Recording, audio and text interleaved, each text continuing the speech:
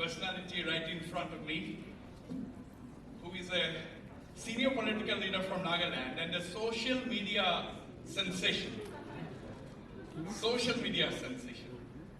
People say that you are a damn gutsy politician. You can make fun of your own self at any given opportunity. Do you have a role model in this?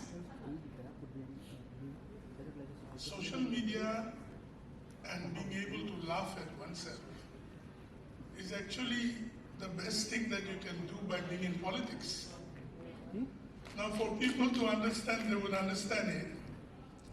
And the role model are all the politicians in and around me, all the politicians that are there. And I think being able to smile and laugh at all of those things that they don't smile and laugh is something we ought to do. But politicians don't laugh much. Because there is a notion that if you keep on smiling, you are not a politician in Northeast or Nagaland or in India. So I think people try to emulate being very serious.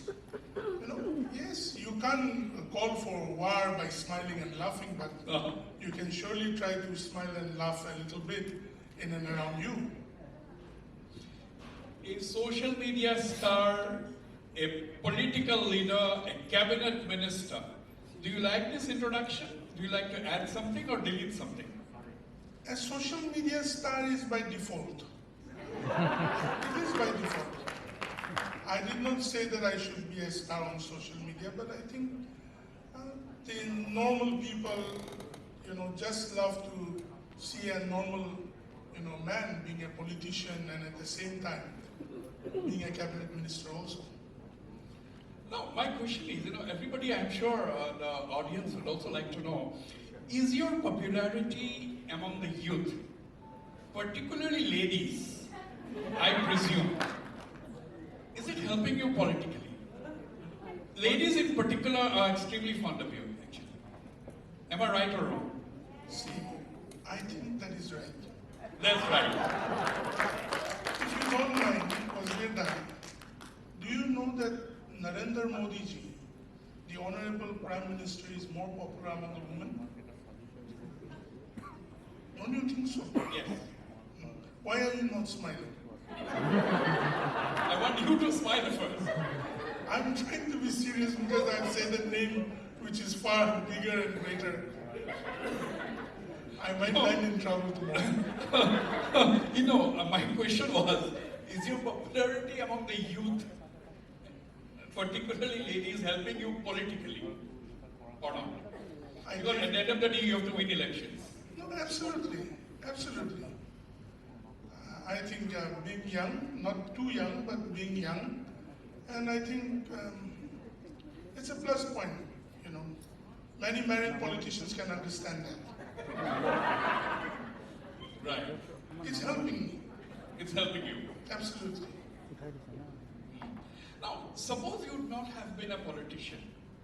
What would you perhaps have been?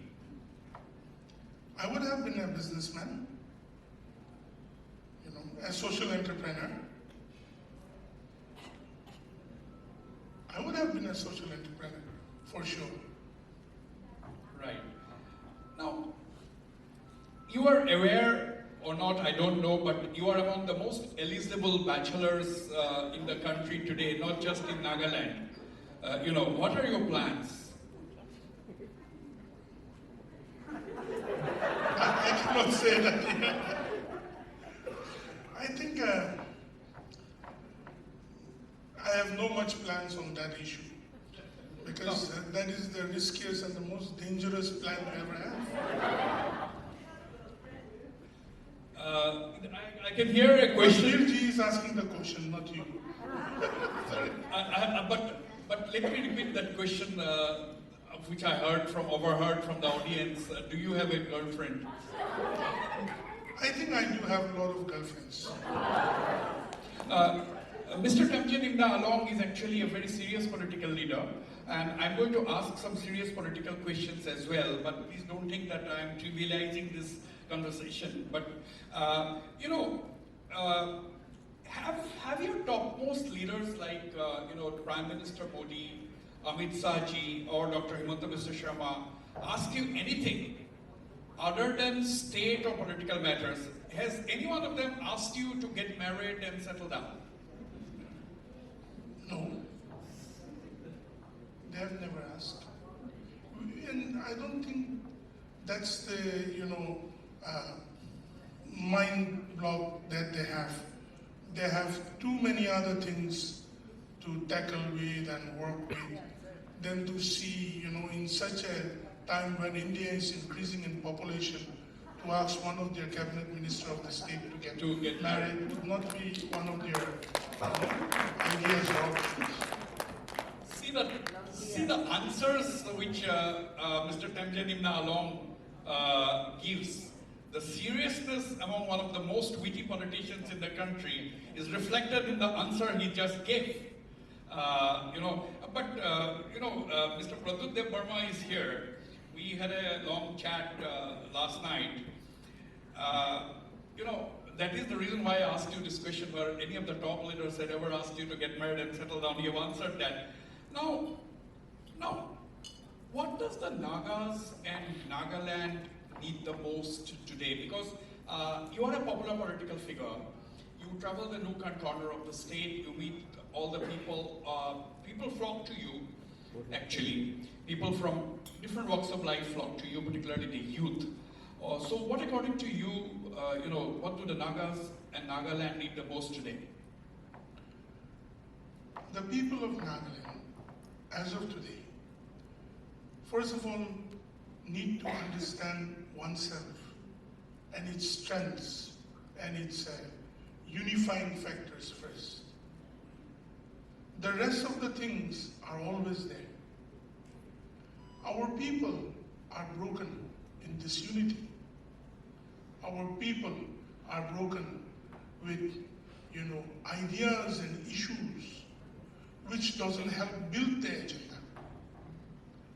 And each one wants to be a leader by pulling down the other one.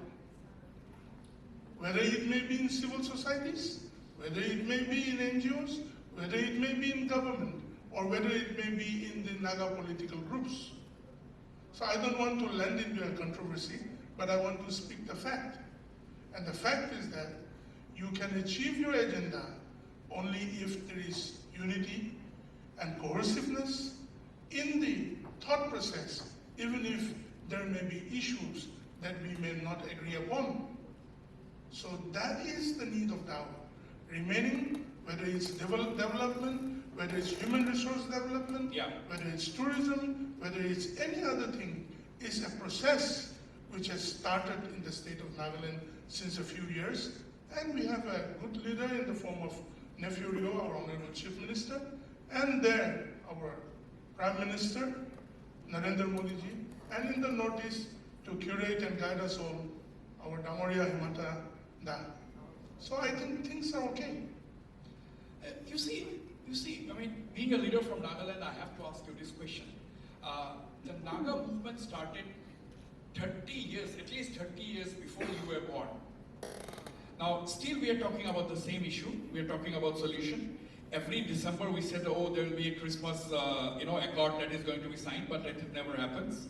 Now, how do you feel as a new generation political leader from the state having to stay with this movement without a solution for 75 years? See, all youngsters aspire to live in a very progressive state with the progress of its people.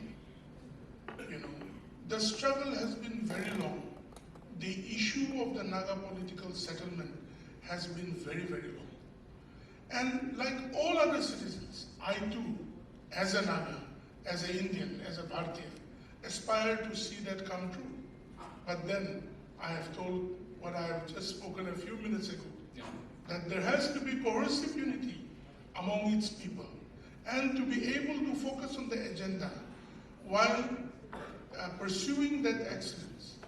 We cannot blame each other for some things which are not happening immediately, or neither can we blame the government of India or neither can we blame anyone. It is among us first that we have to come together unitedly with an agenda focus. Then only I think we can see it happen. But I wish it happens today. What do you do when you get totally frustrated? Because you see, there are a lot of issues that can make someone frustrated. A lot of youths are frustrated over the lack of a solution to the long-standing Naga problem. Let's keep that aside. Whenever you get depressed, you get frustrated. What is your way out? What do you do? Usually I have no time to be depressed during the daytime. So Yeah, during the daytime. no, during the daytime I keep on working. Yeah. Meeting people, department works, and assertion of governance. But at night before I go to sleep, I open, Blackpink, Lisa, Jisoo, I watch them and I go to sleep. Honestly, I'm not promoting Korean culture, but watching them gives you mental peace and you can go to sleep without getting married. I'm telling the truth, huh? No, there are very few political leaders who, reveal their personal secrets. You are one of them. But is that a secret to watch Blackpink? No, you should watch them once at least. A lot of people will say that you should look local movies, northeastern movies. You should watch Bollywood. Why are you watching Korean movies or any other movies? No, it's not a movie. Local movies are too serious. Local issues, I deal with them from morning till night, midnight. Bollywood movies are really good, but somewhere it doesn't connect with us, kind of, it's not that I don't watch Bollywood movies, I love them. But let me explain that to you personally. Right, we'll have a chat. We'll have a chat after this session and then get to know better. Now, I'm also told that you are a good dancer because someone who was at a nightclub while you were there had told me this. See, Nightclub. I mean to say, clubs are not there during the daytime. So, usually in the evening only. And it's not only nightclubs that you go anywhere. Some wedding parties or something like that. And like I usually say, the day I can really dance well, I sleep very well. I sleep very well. And there is another method. You break your back while traveling all the way in Nagaland for many, many hours. Kindly try dancing as a session for politicians also. And then I'm telling you, you will be really relaxed. I'm not joking. What is the genre, your dance genre that you like? Foxtrot? Most probably, retro is really good. Retro. Because it makes you feel good. The young generation, we have got a lot of students also here.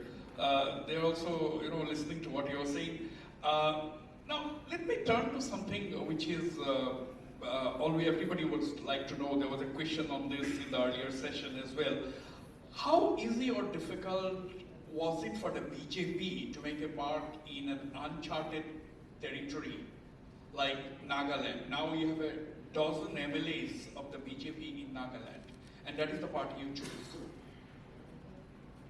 For the Bharatiya Janata Party, it is not very easy in a state like Nagaland to be able to, garner popular support. But yes, the party workers have really worked hard. At the same time, the people of Nagaland have faith, let me put it this way, in the face value of Narendra Modi, the Honorable Prime Minister. Because he delivers unto its citizens what is being committed. And the poor people who are in the villages, Nagaland is made up of more than 2,000 villages. Let's not talk only about Kohima and Dimapur. Yeah. And in the 2,000 plus villages, you see really changes that has happened. Just recently I went to a hospital in Kohima in the 20-bedded ICU hospital, there were around 11, 12 of the ICU people there. Because ICU means you go in, you don't come out, or you come out, that's life chance. And I went and met with all of them, and I tell you, they were all. I asked them, "How are you making your payments?" They said, "Pradhan Mantri, Prime Minister, Modi card, health card." They can't pronounce Ayushman card, so Modi card. See, I'm not here to provocate, but I'm telling the fact. Almost all of them were using the Prime Minister health card. After that, those who couldn't avail were using the Nagaland Chief Minister's, health card. So, good governance, to be able to empower the poorer and the weaker sections of people, have come into being for the first time in a lot of decades. So, there are many more programs like that. And people know that it is coming because of the idea of Antodya, which in the last session they were talking about our Himanta Dada Moria, to the last person standing in the cornermost part of the state or of the nation. So I think that has really brought about a thought process change with the brand name called Modi. And that brand name called Modi is greater than the brand name of any one of us that are there. So there is no clash as far as the general feeling that okay, BJP is a party that has certain ideology, certain views, certain thought process. It doesn't clash because Nagaland is a 90+% Christian state. It does clash. It does clash. It does clash. It does clash. Where is the meeting point? Development? The meeting point is understanding again. Understanding. When you talk about the BJP and its leaders, they are devoted Hindus. So also in Nagaland, whichever political party it may be, are devout followers of Christ. Now, the ideology that the Bharatiya Janata Party carries is not to annihilate anybody. Because the best thought process as a Bharatiya, with the majority of the population are Hindus, would think in the way the greatness of the Hindu kingdom would be, in the way, the policies of Antodya and all are inclusive to us. Today, as we speak, the entire elected representatives from Arunachal Pradesh are in Ayodhya. 2 days ago, the BJP legislators from Tripura were in Ayodhya. States are going, basically all the elected representatives are paying a visit to Ayodhya because it's a new temple that has come up. Now the point is, Pran Pratishtha was done. It was a much hyped event, historic event in the country. Are you planning to make a visit to Ayodhya, either individually or the BJP as a group from Nagaland? I think the party karyakartas mostly have plans to go and visit the Ayodhya. And for sure, why not? After the assembly is over and when a great time comes, me and my friends could go and visit there. Dada, the issue is that everyone takes it as a point of contention. Hindu versus Christians or Muslims or not like that. That's not the case. That's not the case. Absolutely. When my citizens, our countrymen, more than 100 crores, when their thought process, their traditions is getting established, it is for us to be happy too. And when we have our Christmas, it is for the rest of the countrymen to also be happy too. I think that is very well said, extremely well said, TemjenImnaAlong. That is the spirit of India. Yes. In reality. Absolutely. Now, I have a complaint on you, against you actually. On ground, that is in Nagaland, you don't speak to NortheastLive much. But don't you think that we are great, although there is scope for improvement, and therefore we should talk to more and more to NortheastLive. Sarah is also here in this hall. Okay. मतलब आज का candid with TemjenImnaAlong क्या जिंगालाना? He's asking all the serious questions. I will. Sarah, you have heard that, so you have to catch Mr. Temjen Imna as much as you can. Now, has anyone ever asked you whether you are from Japan? You know what I mean. I'm sure you know what I mean. Absolutely. There are mistaken identities, those things that happen. But just by being fluffy or fat doesn't mean that you're from Japan. I think I look much better and cuter than most of the Japanese sumo wrestlers in the Absolutely. There is a lot of applause on that particular answer. Now, with your style and pan-India appeal, are you a true ambassador of Nagaland? Do you consider yourself and the Northeast as a whole? How challenging is it to represent the region? Because with your appeal, you are at all the conclaves that are being held by the television channels across India. You have really a pan-India. You are among the few pan-India. Dr. Himanta Mr. Sharma is a pan-India leader. And I can say that you are another political leader from the Northeast with a pan-India appeal. Now, therefore it makes you an ambassador from the Northeast. My question is, how challenging is it to represent the region? What are some of the questions that are asked to you? It is quite challenging, but representing our people is a great privilege, whether it may be Nagaland or the Northeast. I wish you could have called me to the previous conclave, meeting instead, talking about identity and all those things. I duly respect, being a vegetarian, being an identity, but I would not concur with that. Not conquering, not saying no to the person, but it's not about food. If being vegetarian would be an identity, then think about me. Being a non-vegetarian would be another identity then. But identity is our traditional and cultural heritage. And that has, in our own Northeast, we have diversity in it. And when my handsome brother from Tripura, when he speaks about those things, I concur with him. It may be in different political ideology, but we do concur with each other, Dada. Because when the policymakers of the nation make the policies, when they make one policy for pan-India, many a times it doesn't fit into the community here. We are not talking about an individual identity.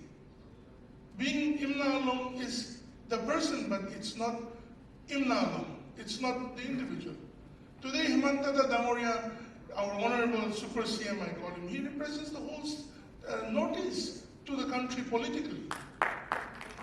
Today, when we talk about us, we talk about our traditional heritage, which is an identity to be preserved. An identity which cannot be compared to the larger group of the community of North India or South India or Central India. And if they find cognizance in policy making because of their robust numbers, and we don't find place in the policy making because of our few numbers. I just went to the bordering area of Manipur. We have our Maram brothers. They're endangered species, not more than 40,000 in population. Parsis, 1 lakh, they're already an endangered species, but they're great people like Ratan Tataji. Absolutely. Now, primitive, and we have been put in primitive groups. And in Nagaland too, we have 17 tribes, but most tribes are endangered species. I may be one of the only living ones like this. I'm not. So it's important that I think those things are aspired and built. But I have seen recent photographs of the tallest man in Nagaland who is 6 feet 10 inches. Yes, he's our Konyak brother. Have you met him? I have met him once during a campaign of the party. campaign of the party. Yes. Now, you are my earlier question was, how challenging it is to represent Northeast as an ambassador. My second question related to that is that, you are the tourism minister of Nagaland. Now, we have waited for 75 years, not just Nagaland, the whole of the Northeast, for big industries to come and open shop. That has not happened. People are still dependent on government jobs, and there are small industries taking place here and there being set up. Now the big question is, can tourism be the only lifeline as far as resource generation is concerned in a state like Nagaland, where also there are no big real industries from outside who have come and opened shop? Is it okay to keep all eggs in one basket? Like, okay, you depend on tourism, you have the Hornbill Festival for 10 days every year, and that's enough. It's not like that. Tourism can be one of the avenues. And Nagaland is beyond the Hornbill. Hornbill Festival is a unique festival of traditional, heritage with contemporary settings and vision, which has come about. But the traditional heritage of each tribe, whether it's Angamis, Aos, Lotas, Kemungans, Konyaks, Chagasan, is very unique in itself. So tourism is one of the sectors we are looking at, but we want responsible tourism to come in. Not come in and dirty our place and go. We want responsible people who want to learn. Experiential tourism, who want to know about us. Not by what you see on the roads in Dimapur or Kohima, but knowing the way we are, the way we live our lives, the way our villages are, the aspirations that our people hold. Our forests, our rivers, our jungles, not coerce them to selling them, but build us together in such an experiential way. And there are many other sectors which are getting developed slowly and steadily. We have faced the battle of insurgency for so many years. Our people have faced, and today also, that is the reason why our people are awaiting for a settlement to come about. So, the people of our nation have to understand the Nagas, the Naga people, because we have not come about easy, Dada. We have not come about easy.